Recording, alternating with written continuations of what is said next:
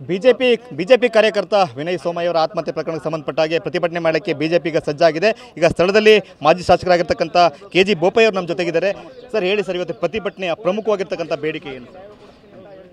ಪ್ರಮುಖವಾದ ಬೇಡಿಕೆ ಏನಂದರೆ ಇವತ್ತು ಈ ಆತ್ಮಹತ್ಯೆಗೆ ಪ್ರಚೋದನೆಕಾರ ಆದವರು ಒಬ್ಬರು ಮಾತ್ರ ಮಾಡಿದ್ದಾರೆ, ಇನ್ನು 3 ಜನ ಇದ್ದಾರೆ. ಅವ್ರ ಮೇಲೆ FIR ಅಲ್ಲಿ ಅವ್ರನ್ನ ಸೇರಿಸ್ಬೇಕು ಅನ್ನೋದೇ ನಮ್ಮ ಬೇಡಿಕೆ.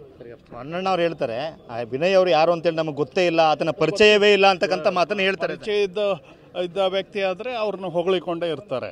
ಪರಿಚಯ ಇರಬೇಕು ಅಂತಲೇ ಏನಾದರೂ ಇದೆಯಾ ಕಾನೂನಲ್ಲಿ? ಹಾಗಿದೆಯಾ? ಅದೆಲ್ಲ ಅವರ ಸಬಾಬು ಡಿಫೆನ್ಸು ಅವ್ರು ಮಾಡ್ಕೊಳ್ತಾರೆ.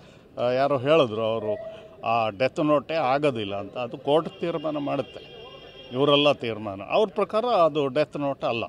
ನಾನು ಅಡ್ವೊಕೇಟ್ ಇದ್ದೀನಿ, ಅದು ಡೆತ್ ನೋಟ್ ಆಗುತ್ತೆ.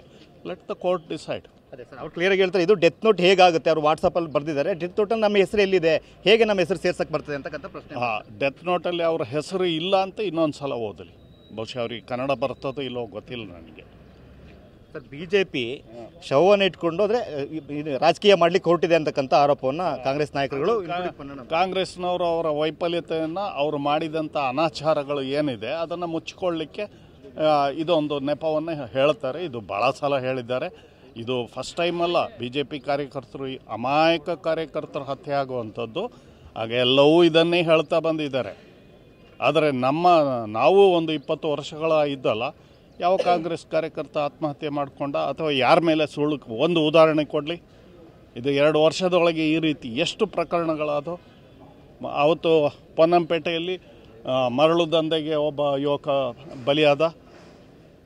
ಒಂದು ತಿಂಗಳೊಳಗೆ ಈ ರೀತಿ ಆದರೆ ಈಗ ಆಮೇಲೆ ಜಾತಿ ಸಂಘರ್ಷ ಕೊಡಗಿನಲ್ಲಿ ಟಿಪ್ಪು ಜಯಂತಿ, ಅದು ಅವ್ರ ಕಾಲದಲ್ಲೇ ಒಂದು ಹಿಂದೂ ಮುಸ್ಲಿಂ ಗಲಾಟೆ ಆಗಿದೆ. ಕಾಂಗ್ರೆಸ್ ಸಿದ್ದರಾಮಯ್ಯ ಮೊದಲ ಬಾರಿ ಇದ್ದಾಗ ಟಿಪ್ಪು ಜಯಂತಿನ ತಂದು ಒಂದಿಷ್ಟು ಆಗಿದೆ. ಅಲ್ಲದೆ ಹಿಂದೂ ಮುಸ್ಲಿಂ ಗಲಾಟೆ ಇನ್ನೊಂದು ಏನಾದರೂ ನಮ್ಮ ಅವಧಿಲಿ ಇತ್ತ? ಈಗ ಯಾಕೆ ಎಲ್ಲಿ ಹೋದರೂ ರೌಡಿಸಮ್, ಪೊಲೀಸ್ ಸ್ಟೇಷನ್ಗಳೆಲ್ಲ ಕಾಂಗ್ರೆಸ್ ಆಫೀಸ್ ಆಗಿದೆ. ಹಾಗಾಗಿ ಇದರ ವಿರುದ್ಧ ನಮ್ಮ ಹೋರಾಟ ಇದ್ದೇ ಇರ್ತದೆ.